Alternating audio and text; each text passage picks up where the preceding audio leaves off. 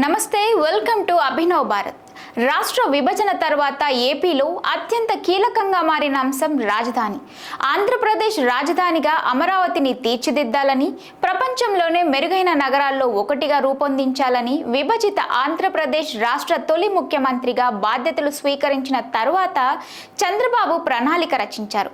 అందులో అత్యంత ప్రతిష్టాత్మకమైనది అమరావతి చుట్టూ ఔటర్ రింగ్ రోడ్ నిర్మాణం. కేంద్రం నుంచి ఈ ప్రాజెక్టుకు అనుమతులు సాధించి పనులు మొదలు పెట్టాలనుకునే లోగా రాష్ట్రంలో అధికారం చేతులు మారింది. వైసీపీ పాలనలో 3 రాజధానుల తీర్మానం తెరమీదికి రాగానే అమరావతి ప్రాజెక్టు పూర్తిగా ఆగిపోయినట్టయింది. దీంతో అనివార్యంగా ఓఆర్ఆర్ ప్రాజెక్టుకు మసకబారింది. ప్రస్తుతం ఏపీలో కూటమి ప్రభుత్వం అధికారంలోకి రావడంతో మళ్ళీ చంద్రబాబు తన ప్రణాళికను తెరమీదికి తీసుకొచ్చారు. దాంట్లో భాగంగానే ఓఆర్ఆర్ స్టార్ట్ చేసి దాన్ని పూర్తి చేయడంపై వ్యూహాన్ని పన్నుతున్నారు.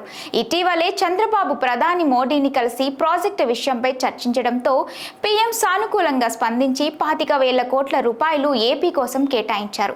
ఈ ప్రాజెక్టు కనుక పూర్తయితే అమరావతి చుట్టుపక్కల ఉన్న విజయవాడ, గుంటూరు, మంగళగిరి, తాడేపల్లి వంటి పట్టణాలను కలుపుకుపోయి ఒక మెగా సిటీగా మారిపోయే అవకాశం ఉంది. ఉమ్మడి కృష్ణా, గుంటూరు జిల్లాల నుంచి వెళ్లే ఈ ఔటర్ రింగ్ రోడ్డును 6 లైన్లతో ఎక్స్ప్రెస్ వేగా అభివృద్ధి చేయనున్నారు. రాజధాని అమరావతిలో లాజిస్టిక్ రహదారుల అభివృద్ధి, మౌలిక సదుపాయాలను కల్పించడానికి కేంద్రంలో ఎన్డీఏ కూటమి సైతం అధిక ప్రాధాన్యత ఇస్తుంది. ఈ ప్రాజెక్టును మొదటిసారి ప్రతిపాదించినప్పుడు అంచనా వ్యయం 17,000 కోట్లు కాగా 5 ఏళ్లుగా దీన్ని నిర్లక్ష్యం చేయడం వల్ల దీని అంచనా వ్యయం పెరిగి అది కాస్త 25,000 కోట్లకు చేరుకుందని తెలుస్తోంది. ఈ ప్రాజెక్టు కోసం కేంద్ర ఉపరితల, జాతీయ రహదారుల మంత్రిత్వ శాఖకు చెందిన స్టాండింగ్ ఫైనాన్షియల్ కమిటీ ప్రధానమంత్రి కార్యాలయం ఆమోదం పొందినప్పటి నుండి రాష్ట్రంలో జంగిల్ క్లియరెన్స్ పనులు కూడా స్టార్ట్ అయ్యాయి.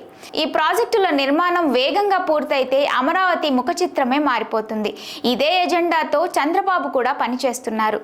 ప్రతిపాదిత ఓఆర్ఆర్ పరిధిలోని నగరాలు, పట్టణాలు, గ్రామాల్లో మొత్తం జనాభా 37 లక్షలు ఉంటుందని అంచనా.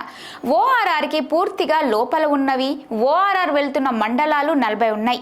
దీనివల్ల విజయవాడ, గుంటూరులతో పాటు తెనాలి, మంగళగిరి, గుడివాడ, గొల్లపూడి, నూజివీడు, కొండపల్లి, పొన్నూరు, సత్తెనపల్లి, ఉయ్యూరు ప్రాంతాలు ఆర్థికంగా, పారిశ్రామికంగా శరవేగంగా పురోగతి సాధిస్తాయని ఆశాభావం వ్యక్తం చేస్తున్నారు. ఈ ఓఆర్ఆర్ నిర్మాణం 2-3 ఏళ్లలో పూర్తయితే ఈ ప్రాంతం సమగ్రంగా అభివృద్ధి చెందే అవకాశాలు ఉన్నాయని, అమరావతి రూపురేఖలే మారిపోతాయని నిపుణులు అంచనా వేస్తున్నారు. నాయకులారా, మీ పనితనం మీ అధినాయకులకు తెలియజేయాలనుకుంటున్నారు. ప్రజలారా, మీ సమస్యలను మీ నాయకులకు తెలియజేయాలనుకుంటున్నారు. ప్రజా సమస్యల పరిష్కార వేదిక మీ అభినవ్ భారత్.